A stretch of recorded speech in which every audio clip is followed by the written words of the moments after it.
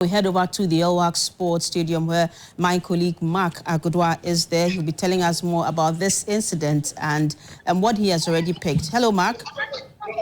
Hello, Doreen. Yes, so Mark, you are at the Elwak Sports Stadium. What's the situation right now and what have you picked from those who are at the stadium?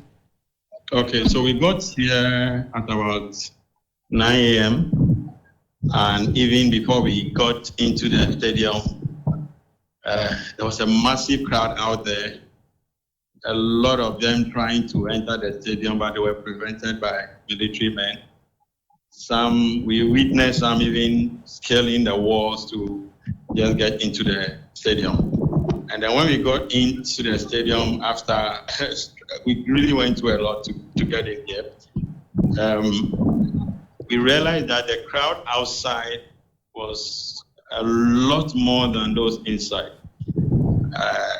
The military men here tried their best to keep the crowd in check. You could hear them issuing orders here and there, trying to keep them from, but you can see a lot of desperation on the part of the recruits, trying desperately to make it to the field itself. So there were some waiting in the stands. Every now and then they let the number of them get in. And since we got here, they were having a hard time controlling them. But every now and then you see a group of people run from the stands to the field, even though the military men were desperately trying to stop them from. So they had a hard time controlling all of them. Some were made to sit down. There are tents here, some canopies here, where some sat under. A good number of them are in the heat, in the sun. We see some ambulances inside. But the incident in question that we're hearing about happened outside, because since we got here in the morning, we didn't see anybody being rushed out or anybody being driven out in any ambulance. It's a lot of people, and I think that maybe they need a lot more men to do this. Yeah. I get the indication that the military seems to be having a tough time dealing with the crowd at this point. But from what you told us, you were not there when the incident happened. But what have you gathered from those who were there, and what have they been telling you about how it happened? So we got wind earlier on, but we didn't want to run with it because we were not there. We didn't witness it, that there was a stampede outside. People were trying to force their way into the stadium to have access to the stadium. And some people were told that some people fainted and they were rushed to the hospital. That's all we heard in the morning. It was later on that we heard that some of them passed on. But we were not there when the incident happened. But some other colleagues who came in after us told us that a number of people fainted and were rushed to the hospital. Yeah.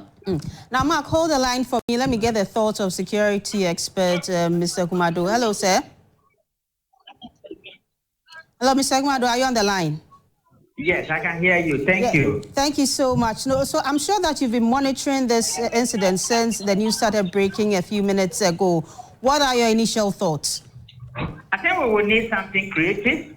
We will need to be innovative when it comes to military recruitment in this country.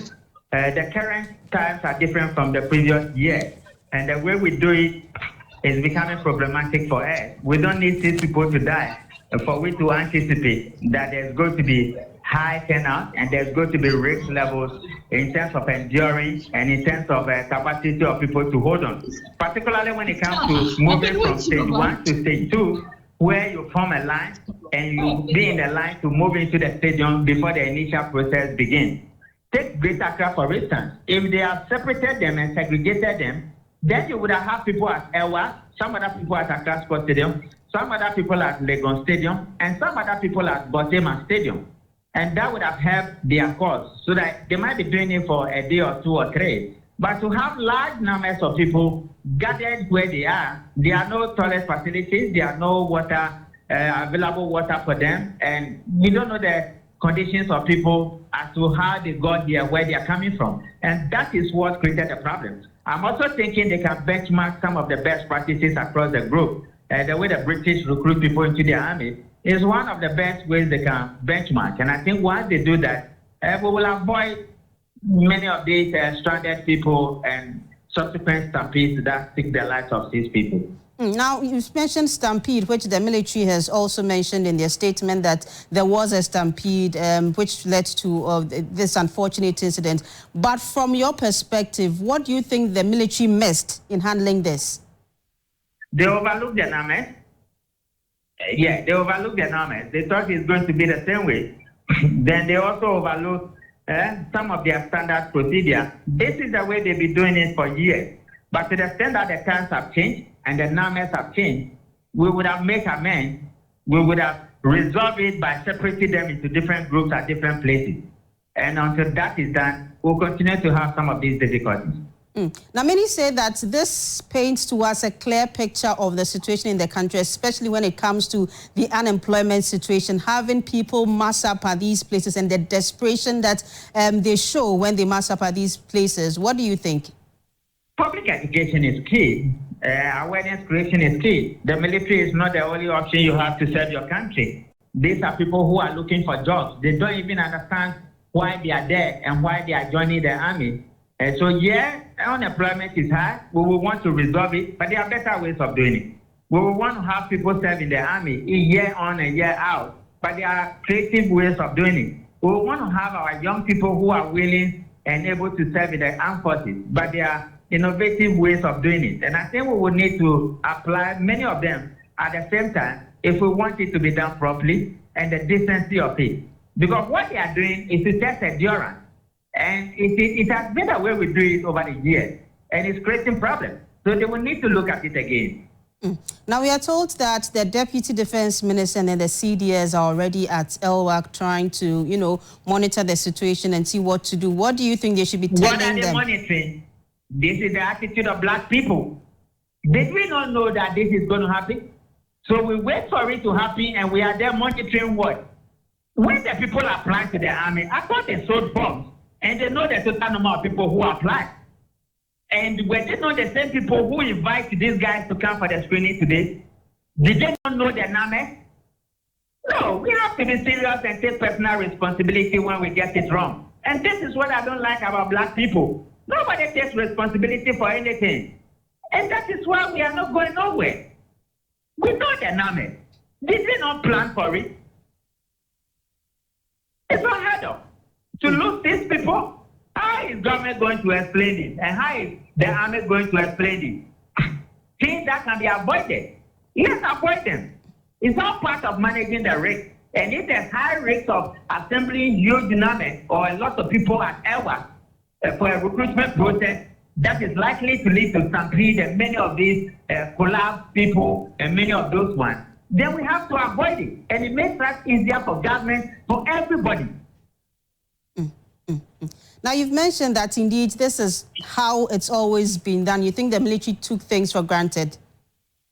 No, I think they overlooked it and they did not adjust it. And that is why the speed at which they got to the people who collapsed was not there. And that is why the medical preparation towards dealing with people who collapsed was not there. And even if it was, administering it to people who needed it in time became a problem. And you are talking about the army. The army has a rigid way of doing things. But you are dealing with the 21st century children who want to join the army.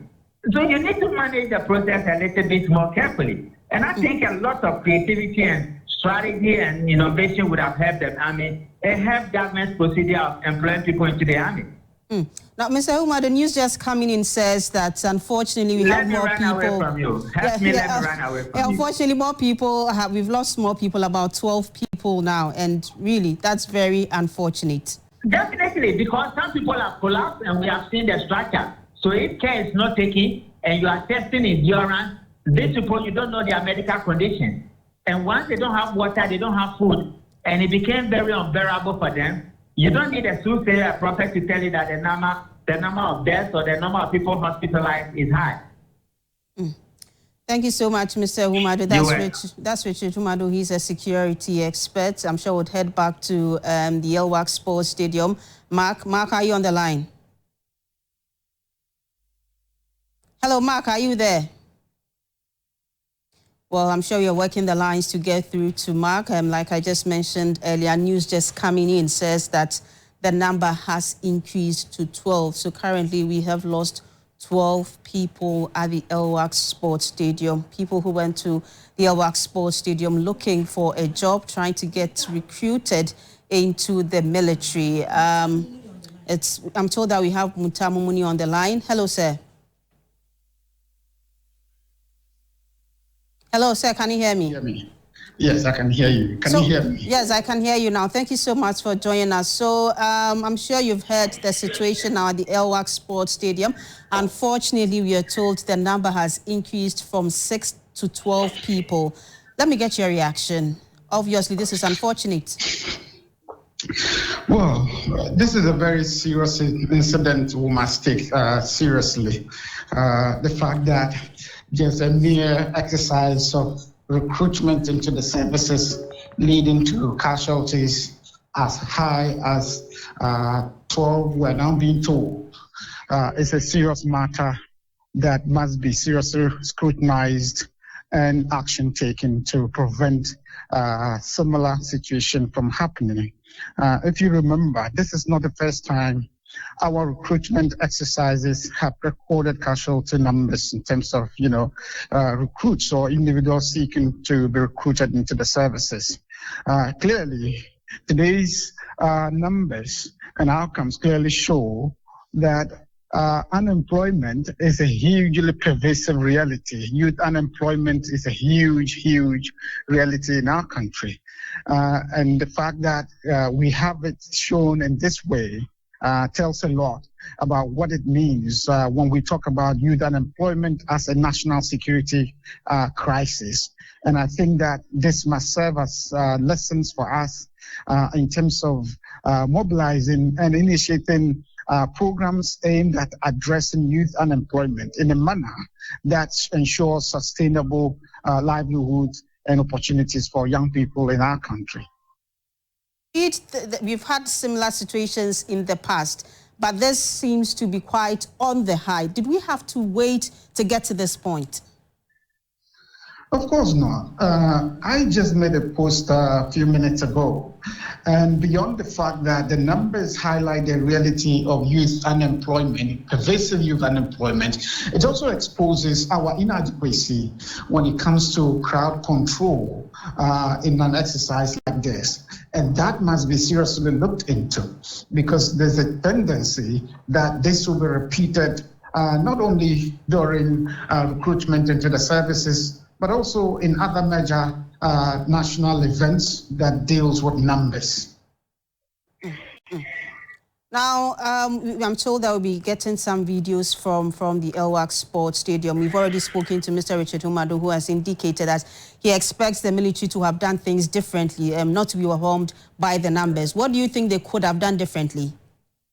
Of course, yes. The military is known for the discipline that is lacking in mainstream exercises. And so the expectation is that they would have come out with modalities that would reduce the incidences of injuries and fatalities. So instead of having them queue in long, lines, there could have been a situation where they are put into badges and on several days or many days within the month to ensure that the numbers are curtailed and that they will be properly processed in a way that does not create a situation of this eventuality.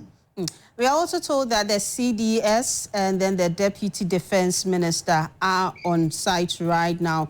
What do you expect them to do?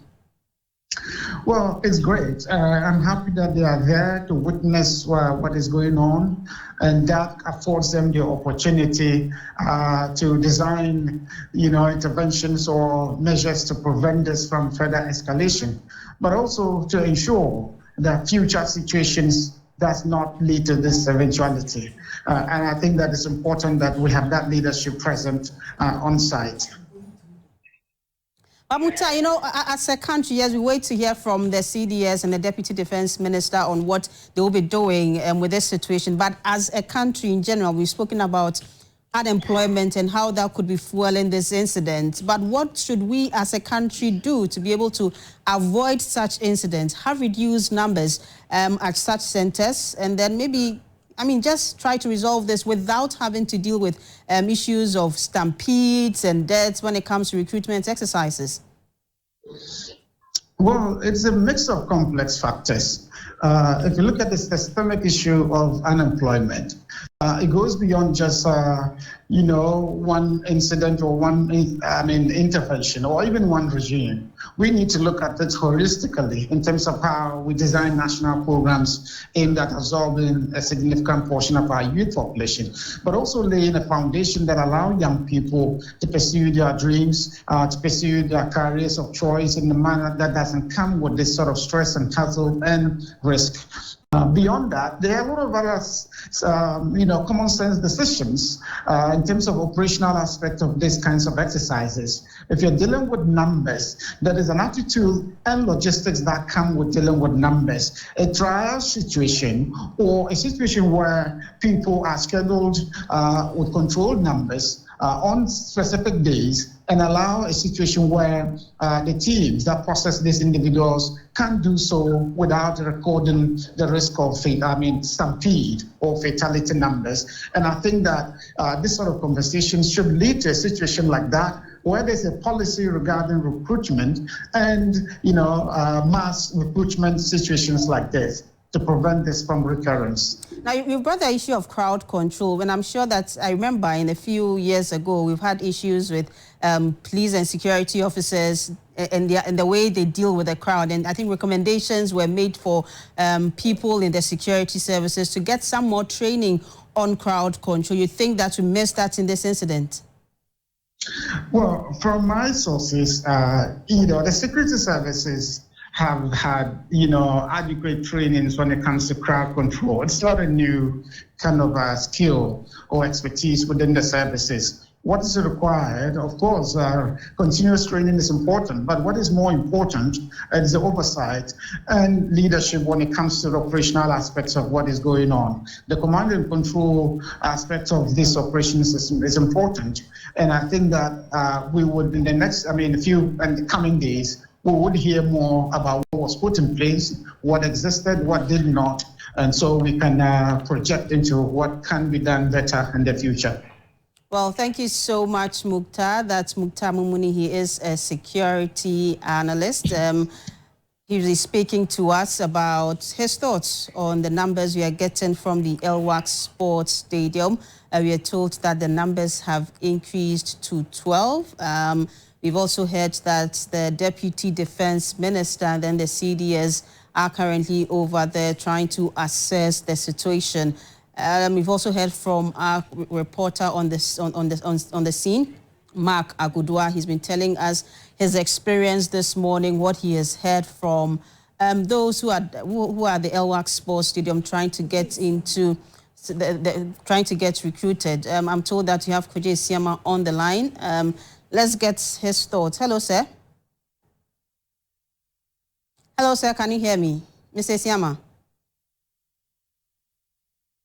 Hello, Mr. Siama. Can you hear me? Well, unfortunately, I can't seem to hear him, or he cannot seem to hear me. Hello, Mr. Siama. Can you hear me? I can hear you. Great, great. Thanks so much for your time. Very unfortunate incident this morning. What are your initial thoughts? Quite unfortunate. First and foremost, condolences to those who passed out in such an unfortunate situation. To their families, we say that may they be consoled. However, I believe this could have been avoided in so many ways, where the military high command, through these recruitment processes, could have decentralized the process. We know it is decentralized, but further decentralize it to probably to constituency at the constituency level. When we are using the political structure at the constituency level, when you get to the constituency level, it should be given digital codes. It means that every applicant, whenever you apply, you should be given a special code that in a day we are looking up to, say, code 001 to code 100. And then following day, we are looking at the next 100 people. I think that could have reduced the number of people who throng to these centralized places. Then the second thing also has to do with crowd control. Our ability, especially with the security forces, to be able to control large numbers of people. And then the next level has to do, this is a clear indication of the level of unemployment and the desire of the teeming youth in Ghana to get something doing with their lives and their skills and their talent. I believe all these things, if these recommendations will be taken and going forward, we could avoid such an unfortunate, and I must emphasize that this is so unfortunate. Initially, we heard that it was 6 people. Now, the numbers are going up to, say, 12, and who knows what will happen next. We pray that adequate safety protocols will be followed as soon as possible. And if anything at all, I am calling for the exercise to be halted. If for today it should be halted, then everybody goes home. Then they can do the coding system for them to be coming in various badges, my sister. Adequate safety protocols. You've also spoken to other experts who believe that the military did not anticipate such a number. What do you think they missed? You know the numbers, those who purchase the forms. Listen, we have the data. The data is sitting with them. They know how many people purchase the forms online. I mean, they should be able to know how many people will be coming there. Adequate security measures should have been put in place. This is the military high command. At least they should have some sensitive data to be able to know the kind of unemployment, the numbers that we are dealing with, and then probably should have put adequate security measures in place, or having not just at the LWAC, maybe Independence Square and other open spaces, so that at least these numbers could have been reduced at the various points of recruitment exercises that were done. These people have already bought their forms. These people are going in for the next phase of the selection. You know how many people bought the forms. So you know the number of people in your database. You know how many people you sold your forms to. And you know how many codes that you have issued out. I believe that this could have been avoided. It's quite unfortunate. Now, could it also be that the military lacks the resources, the adequate resources to decentralize the process, and so they just decide that these are the resources available and this is what we want to do? Fair question. Fair question. I know you are playing the devil's advocate, but fair question. However, if you look at the military high command and the sort of resources that they have at their disposal, what do they need? Let us be able to break down the sort of resources that they need to undertake such a critical exercise. One, their personnel, that is the military or non-military persons who have been engaged to do this. Two, probably the other administrative personnel that they will be using, administrative equipment that they will be using. I don't think that in this current day and age, with a level of, incentivization that the military has been given over all these years, they would say that they do not have the required equipment or the required resources to be able to decentralize such a critical recruitment process for people who are going to join them in their various forces. They do have it, but probably, I don't know. I mean, recruitment, even fire service, immigration, police, prisons, has been characterized by such large numbers. And you know how people desire to be part and parcel of such revered security institutions, most especially the Ghana Armed Forces. So they should have anticipated such of this thing. They should have picked signals on the grounds. And I believe that going forward, this should be something of the past. You get the numbers, you give them their code, you break them into a series or silos of 100 in a day, and you can be able to do that within, even if it takes you 2 weeks to be able to do that, there is nothing wrong with it. Now you're calling for the process to be halted. The question is, for how long? The process should be halted today, the entirety of today. In fact, you can't be at a venue. This is going to be very traumatic for even the rest of the potential recruits who are there.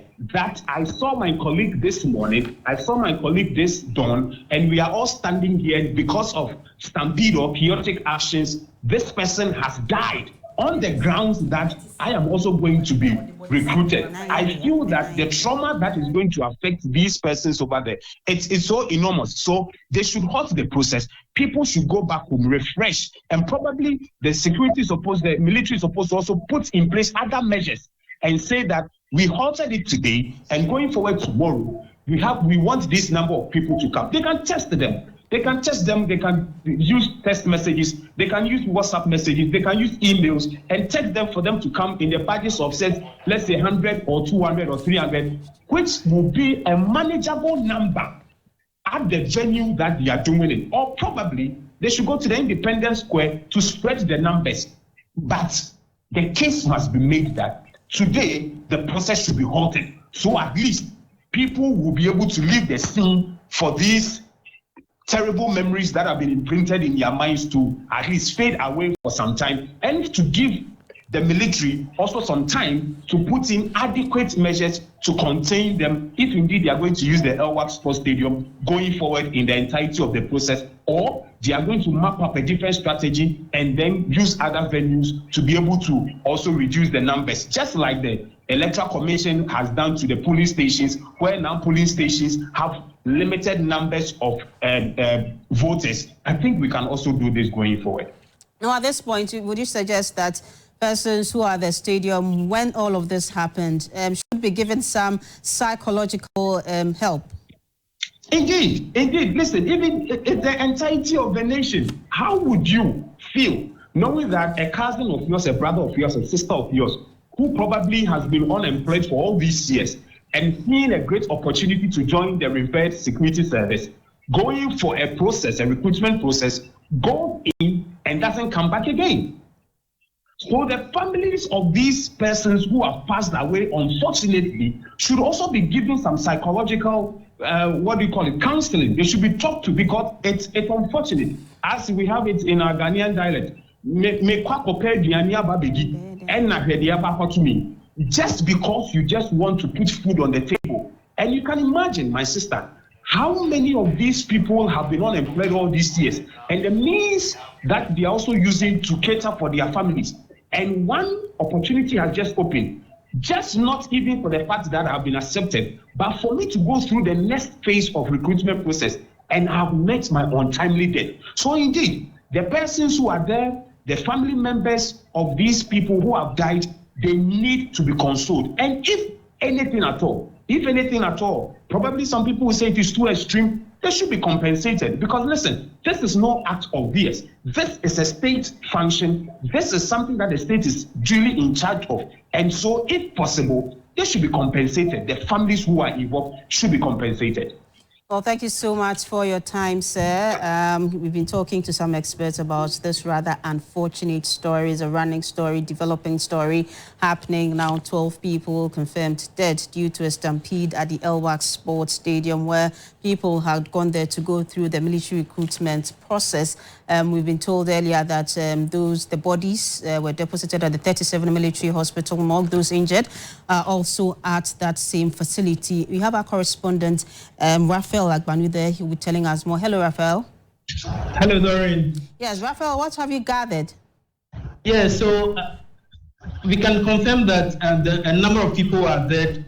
Currently, the Deputy Defense Minister, Mr. Richard Jemfi, is also here to brief us, as well as the CDS. Then there's a car approach. I think that's the acting Defense Minister, that's Ketel Atufosi. I can see him. He's coming close to us. He's coming to brief us. So they will tell us the next step forward. Then I also see Mr. Felix Kwachi Ofosu, also come behind him closely. So let's listen to what you have to say then. Well, thank you, Felix. Oh my God. Okay.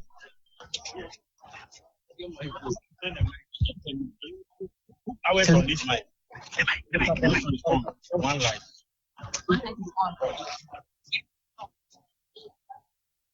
What do I do?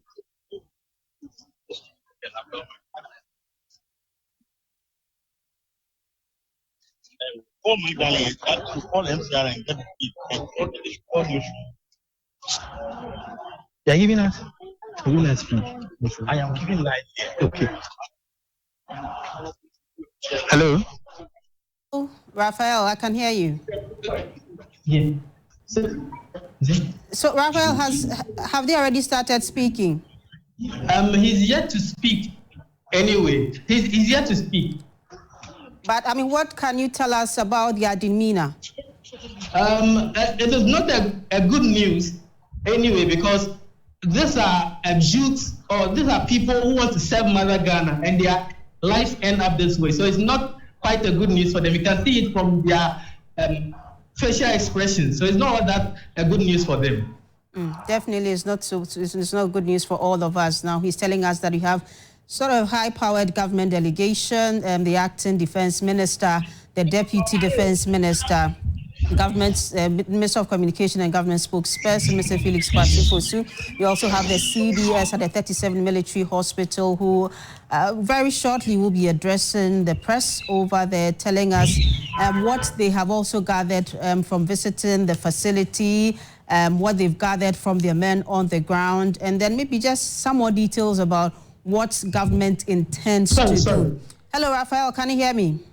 I can hear you. Are they about to speak? Not yet, so maybe we can do that later. I see other dignitaries also coming in to address the press, so we can do that later. Well, but news just coming in says that the Ghana Armed Forces has rescheduled the recruitment screening to allow Air Force, Navy, and Army to report on Thursday, Friday, and Saturday, respectively. So I can. Hello, Raphael, can you hear me? So I can. Hello, can you hear me? Raphael, I can hear you clearly. Yeah, I can confirm that the president is here, will be briefing us. We are taking a live feed, so we do that later. Okay.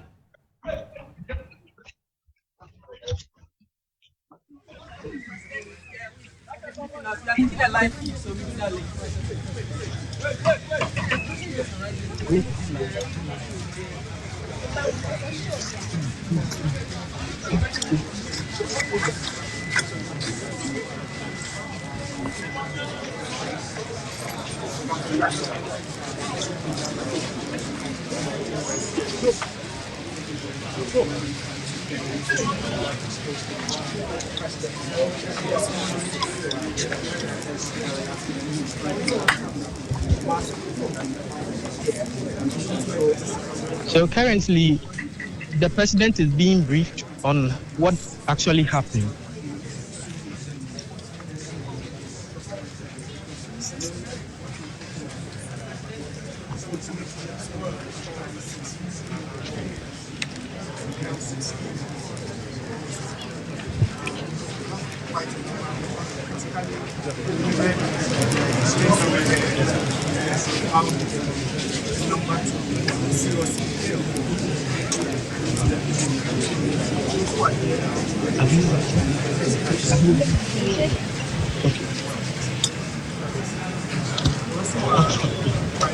Okay.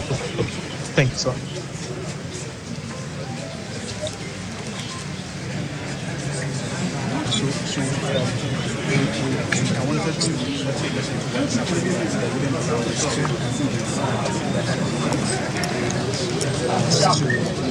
It is a quite sad day for the youth there, that they want to serve Mother and their lives end up like this.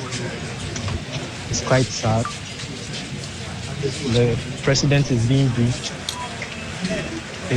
I see the acting, the deputy defense minister, Mr. Gregory, also interacting with the president.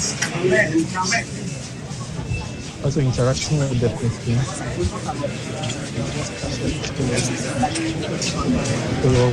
he's being briefed as well, and they will subsequently brief.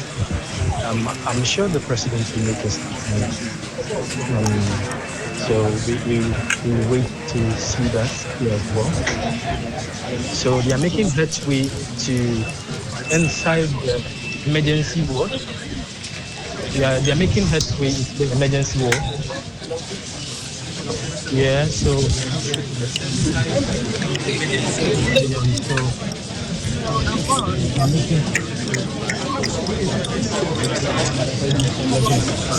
so the media is being restricted.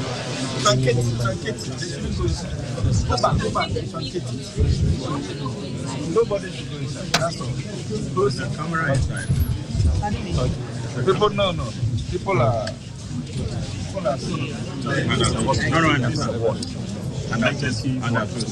Thank you. Thank you for your understanding.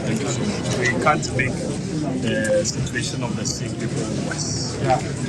People on admission. Reverend, hope you understand. I do. Thank you. So the president is still in trying to assess information on himself as well. Yeah,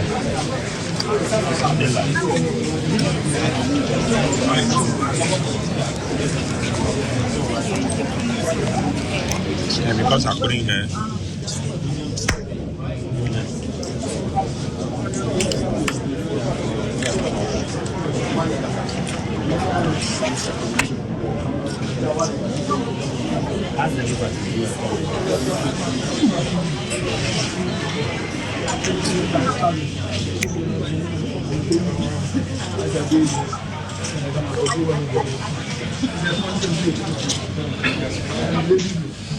So we are being granted accessing.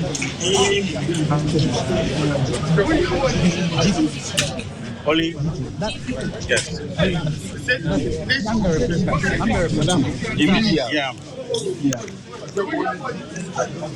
I'm GBC. Yes. Yes, GBC. GBC, how many? This one is live. This one is let me put on. Okay. Oh. Okay, let's go. So we're given the chance to enter the emergency ward where the president is currently visiting those who are injured in the tragic incident. We have to come.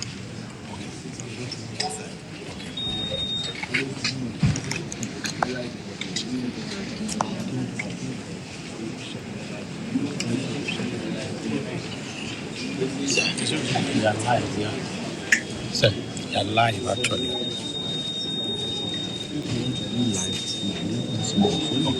We were already before the conference. That is the patient's face. Yes, we will not do that. Take any patient's face. We will not take the patients.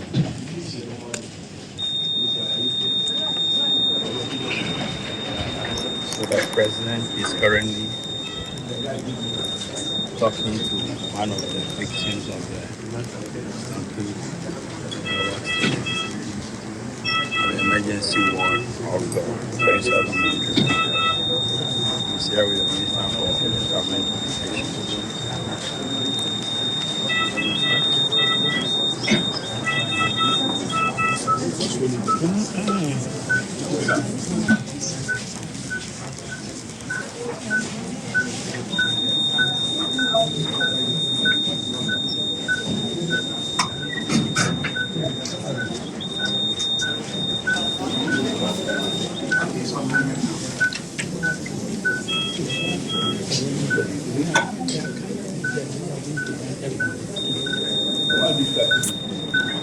Okay, so currently on your screens are pictures from the 37 military hospital. This is where those injured, we are told, have been taken. So we have the president himself. We have very high-powered government delegation. We saw the deputy defense minister, Mr. Broja Jemfi. We also saw the acting Defense Minister, Mr. Kaisel Atufos, and the CDS, who were all together with the president at this facility. They're visiting those who were injured in that stampede at the Elwak Sports Stadium. It seems that our cameramen have been asked to go back, but I'm sure that as and when it's necessary, they will be allowed entry into the facility so we can interact or hear from the president himself and the delegation what they have gathered from those injured. We are back in the studio already. This is our live coverage of that rather unfortunate incident that happened at the Elwak Sports Stadium early this morning. The military in a statement said this happened around 6:20 this morning. There was a stampede.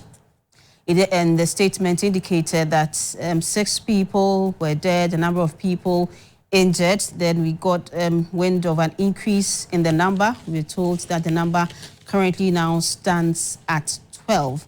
And several others injured, all taken to the 37 military hospital, where we know and have seen on our screens that the president himself, other government dignitaries are at the hospital and visiting those injured and hearing from the medical team the state of those injured and probably those we lost this morning. 12 people we unfortunately lost this morning. Also on your screens now, scenes from the Elwak Sports Stadium. I'm told that Raphael has joined us back on the line. Raphael mentioned earlier is at the 37 military hospital where the president and his team are. Hello, Raphael.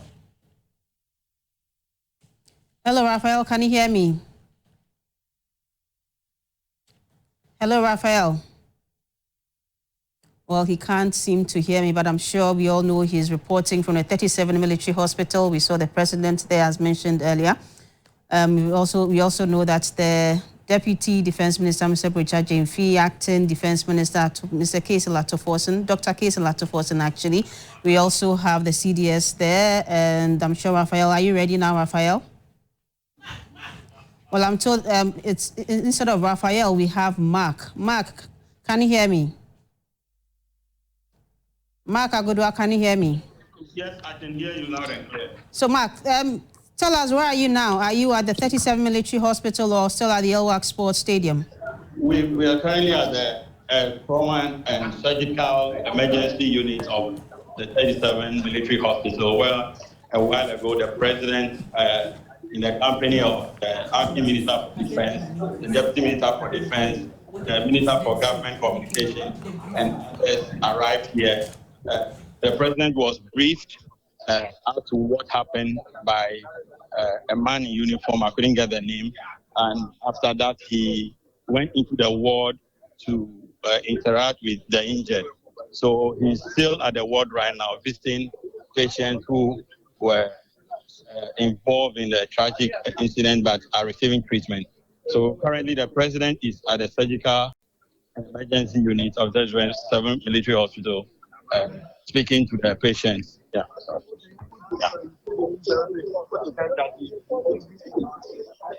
Because we saw in the pictures that one you talked about was speaking to the president. Did you hear exactly what he said? He just briefed him about what happened, the casualties that were admitted here, those receiving treatment. Yeah, that's basic information like that before he went in. Now, can we say or confirm that the number of casualties still remain 12? Right now, we cannot tell yet. We are yet to receive an official briefing from the military high command. So that's how we came here. We didn't even know the president would be here, but we were told that there will be a press briefing where we'll be informed. I will be giving all the details, so I cannot speculate for now. I cannot.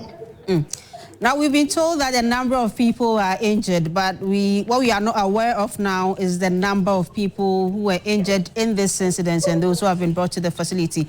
Are we now aware of the number of those injured? We are not yet aware. Like I said, there will be a press briefing after this, and I'm sure that all the information will be released to us. I don't want to just throw out information out or numbers out there for now. When I have information, I will share with you quickly. Now, for many families who know that maybe their family members had gone to the LWAC Sports Stadium, most of them must be apprehensive at this point. Have you cited any family members coming in to ask about? Yes. Right now, just moments ago, there were relatives in tears. Very, very. The president is coming out as we speak. So, so there were some few family members here who are in tears, as should be expected, being restrained by some military men. It's a very sad thing here. And the president, I think, is done and is about to come out of the ward. We're all waiting to receive him, and I'm sure he'll be speaking to us. Well, that's Mark Agudwa from the 37 Military Hospital. He's given us some more updates. The president seems to be done with the visit to those injured at the 37 Military Hospital. He's almost out to probably speak for the first time after the incident. Mark has been telling us that already family members are coming into the 37 hospital, and as expected, many of them are in a very sad state, wailing uncontrollably due to the sad incident that happened at the LWAC Sports Stadium. Numbers still at 12. From what we know already, numbers still at 12. I'm told that Raphael is back on the line, and from Mark, then we're moving on to Raphael. Raphael. Yes, Doreen. Yes, Raphael, please speak to me. Yes, so they're still gathering. In fact, they are going around. I think they are going to visit. They are going to the morgue to see the dead bodies as well.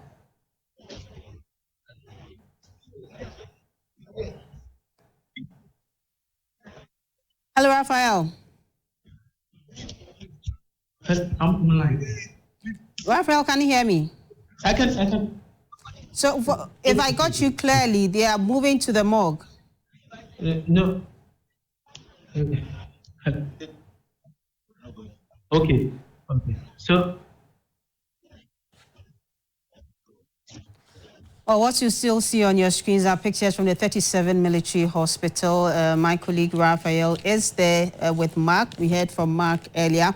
Now we are hearing from Raphael, and he's telling us that the president and the team seems to have completed their visit to those injured. It's possible that they may be going to the morgue to see for themselves those who we lost this morning. As and when Raphael is ready, I'm sure he'll be bringing us some more on whether or not that was possible.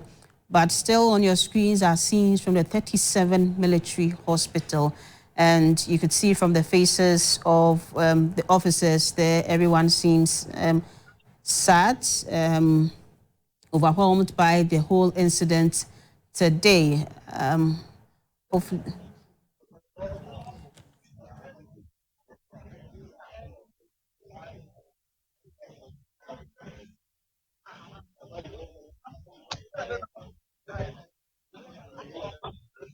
Military Hospital. I think everybody is looking out for when the president comes out of the facility. As and when he comes out, I'm sure we'll be able to know whether he wants to make an initial statement or initial comment. Maybe you would hear from him, the minister in charge of government communication, probably the acting defense minister or the deputy defense minister, who are all at the hospital to assess for themselves the number of those injured, their state, and those whom we lost this morning.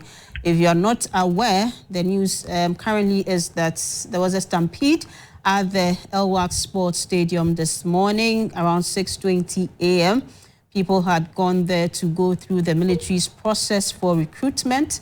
Unfortunately, the stampede happened. Initial numbers said we had lost 6 people. As time went on, the numbers increased to 12. We do not know how many people are injured, but the statement from the military said a number of people are also injured. We are waiting to get some clarity on those injured. But let me take the statements from the military to give you some more on this. The statement said that according to reports, thousands of young Ghanaians had thronged the stadium in a desperate attempt to secure enlistment into the military. Now, the large crowd and intense jostling at the entry point led to chaotic scenes. So obviously, this happened at the entry points where people were trying to get into the stadium. They're trying to have access into the stadium.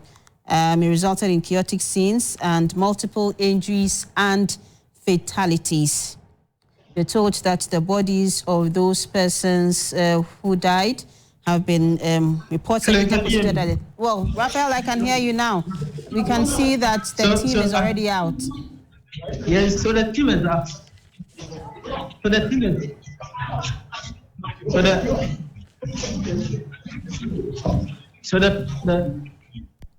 Raphael, if you could please reposition yourself and be a bit stable, because since you're moving a lot, I know the whole place is quite chaotic, but we cannot hear you at all. So if you could please be a bit more stable so that we can hear clearly what you have for us at the 37 Military Hospital, where the president and his team, including the acting defense minister, is at.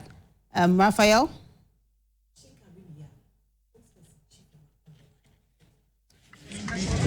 Well, as we await to hear from the team at the 37 Military Hospital, I'm told that we have the spokesperson of the Chief Imam on the line, Sheikh Harry Mayal. Hello, sir.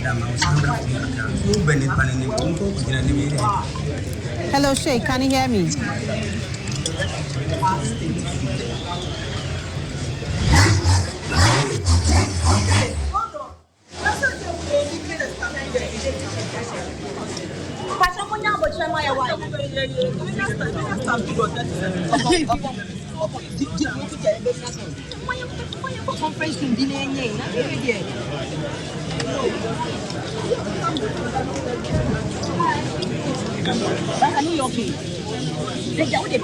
I'll give the microphone to somebody.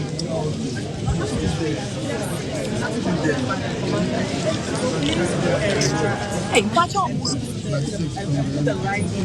Oh, Charlie, that's what you're saying. You'll be able to. I'll say.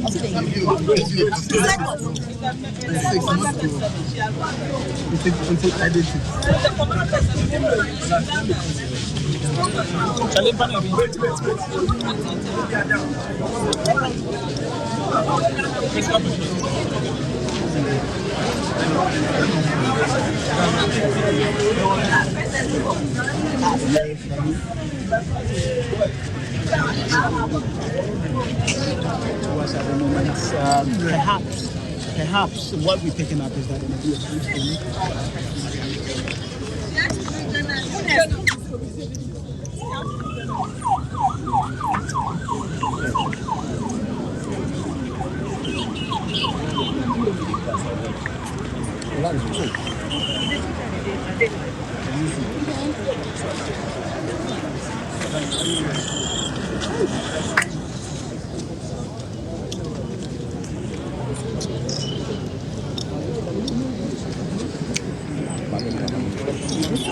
Is from the 37 Military Hospital. Just in your picture is a deputy defense minister, but we are back in the studio now, and as mentioned earlier, we have the spokesperson of the Chief Imam, Sheikh Harry Mayal. He's on the line. Hello, sir. Hello. Great. Good afternoon. Good afternoon, sir. So I'm sure you're monitoring very unfortunate scenes, not just from the 37 Military Hospital, but at the El-Wak Sports Stadium, and news of 12 people dying just because they went in for a recruitment exercise.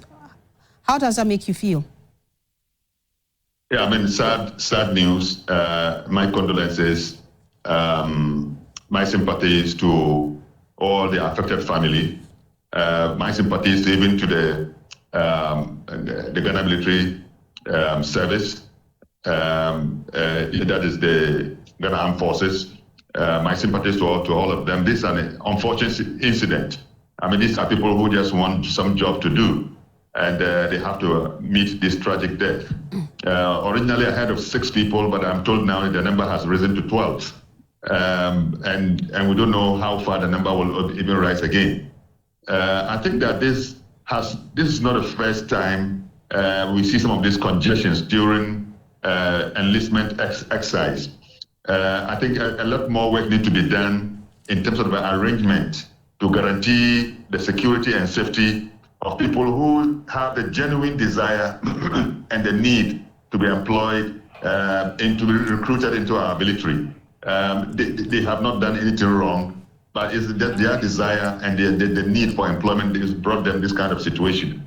So I think that we will have to advise the Ghana Armed Forces to draw the architecture very well, that any time we have had to undertake this exercise, some of these incidents will not happen.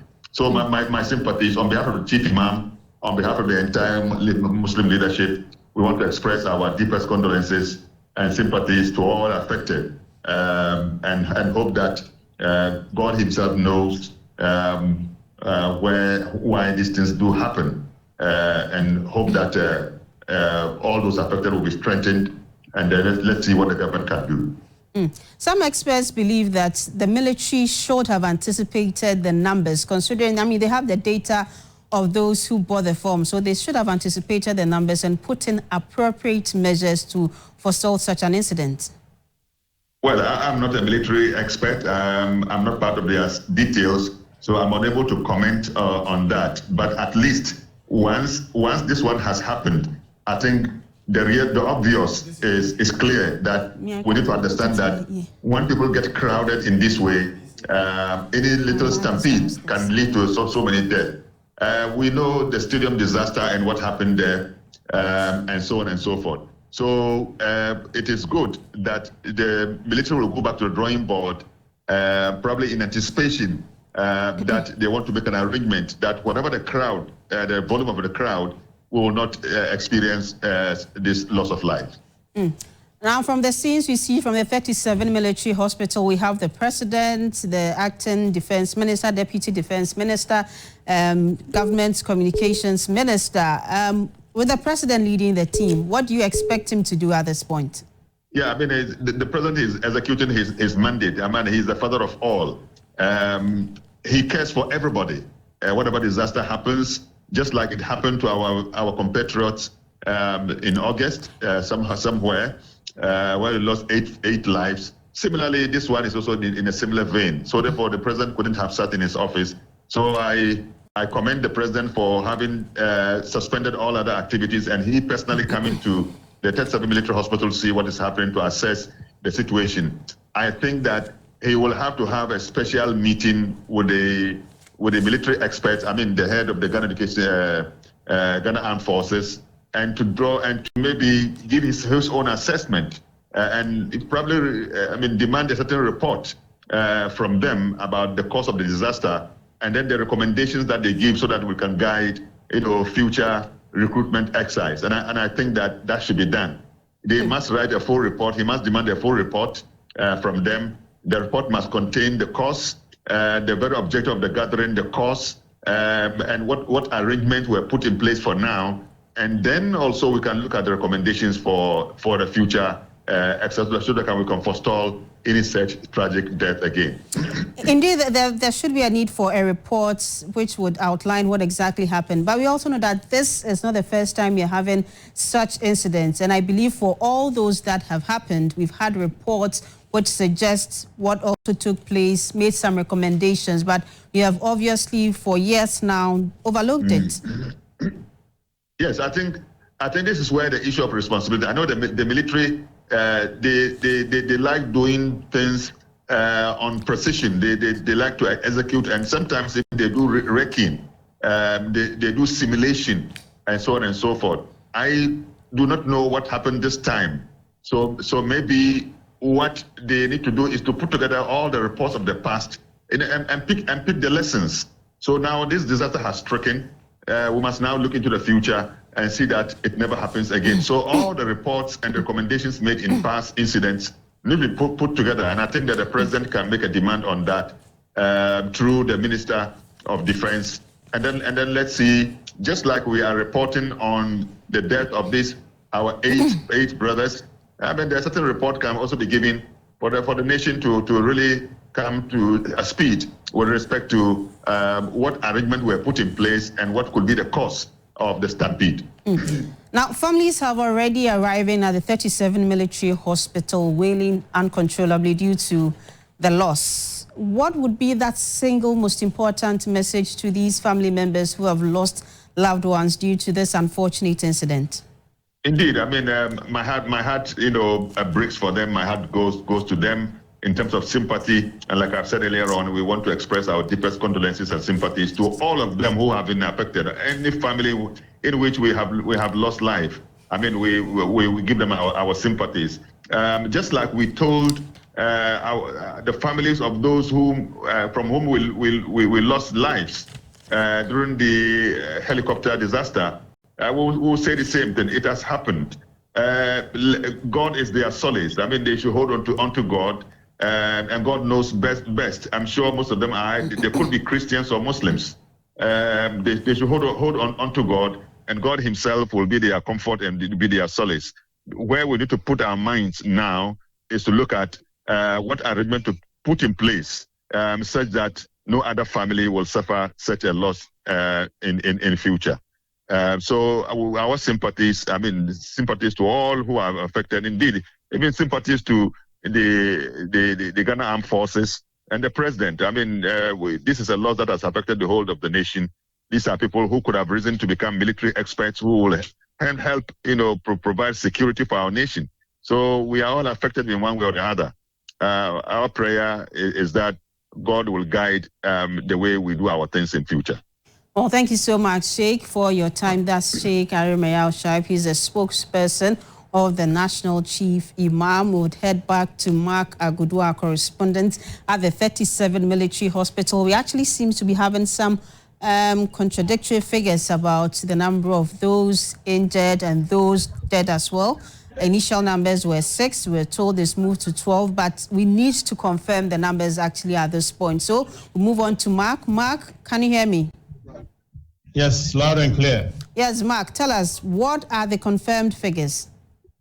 Okay, so the numbers I'll give you are directly from the military here who spoke to the press right after the president exited the ward.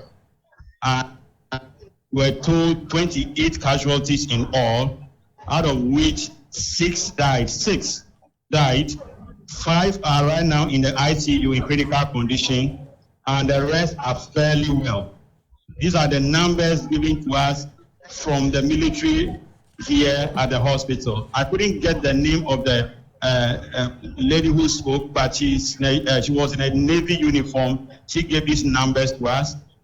Earlier on, even before the press conference, she was lamenting how some media houses were throwing out numbers, and that asked us to wait till the numbers are confirmed. So we got this right from them. 6 dead, 5 in critical condition at the ICU. The rest are fairly well. So Mark, and also receiving treatment right now. So Mark, if I got you clearly, yeah. 28 people were caught up in this incident? Yes, yes. So 28 people caught up, 6 we unfortunately lost, 5 are in the ICU, and the rest are being treated. Yes, they are fairly well. They are not in any critical condition. So these are the confirmed figures at this point. 6 injured, yes. And that is what we are going with. 6 people injured. What more have you gathered? 6 people dead. 6 dead actually. Yes. What more have you gathered? So that's just about it. The president visited them, interacted with the family, and that was it. He came out, entered his car, and left. The military spoke to us. Right now, they are all gone. There's no other person here, just that they are onlookers, bystanders, and I'm sure some family members, we have said earlier, were in tears, and that's the scene right now at the 37 military hospital. I know you said some family members are there, but we have more people coming in.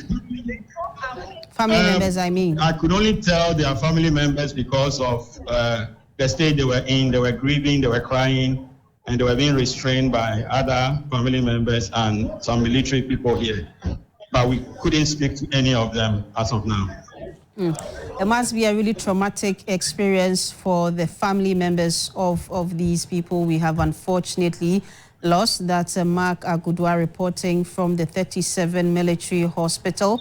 Mark, I know that it's early days yet. It will be difficult to speak to the family members about this incident, but are you able to speak to maybe others who joined the family itself to come to the hospital? It's very difficult to tell who is who, but those who were in tears were taken away. We have not been able to speak to anyone yet. We are hoping that we would get to speak to even some of the casualties if we are allowed into the ward. But as of now, that's all we have for you. Are we also aware of the government, since we had the government team led by the president himself, if we are going to have government make an official statement about this incident and what they intend to do next? I'm sure the government will issue a statement. The Minister for Government Communication was here, but he didn't speak to us. They accompanied the president here. After the visit, they all left. So maybe we should be expecting some statement from them regarding what next. But we know that the exercise will continue tomorrow, and well, we will be standing by to see if things will change.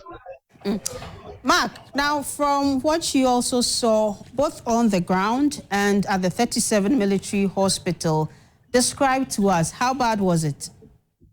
Okay, so when we got there at about 9-ish, from the GIS road, there was a long queue. We tracked the queue. We tracked the queue all the way to the stadium. There was like a large crowd there, and the military were trying to stop people from moving further to the gate, and they were even telling them to go and come the next day. But we saw that there were some people who were trying to scale the wall. There was a platform somewhere, they were able to climb onto it, and they were trying to scale the wall. At some point, a military man came and ordered them to get down, and they went away. But the crowd was so large. And when we entered the stadium, we realized that the crowd outside was even more than those who made it into the stadium. And it took a hell of a struggle to even, for us who were even visibly identified GBT, to be allowed into the stadium. So there was a large crowd, more outside than even inside. Well, thank you so much, Mark, for that update. That my colleague, Mark Agudua, has been reporting from the 37 Military Hospital and also from the LWAC Sports Stadium, where this developing story has been happening. There was a stampede for persons who had gone to the LWAC Sports Stadium to go through the recruitment process into the military. Unfortunately, we lost 6 people, and these are the confirmed figures. 6 people unfortunately died, 5 currently at the ICU. There are others. In fact, the entire number of those who were involved in this were 28. 6 people died. We had 5 who are currently at the ICU, and the rest fairly doing well, and so they are being treated. This is what is happening now. The president led his team. We also had the Deputy Defense Minister, the Acting Defense Minister, Government Communications Minister, all at the 37 Military Hospital to see for themselves and assess the situation. They've left the facility. Family members are currently coming to the 37 Military Hospital, either unfortunately to identify the bodies of their loved ones we unfortunately lost, and also those who were there to visit their family members who got injured. This has been a live coverage of the rather unfortunate incident at the LWAC Sports Stadium. We have lost 6 people. Very sad incident. My name is Doreen, and we'll see you again. Bye for now.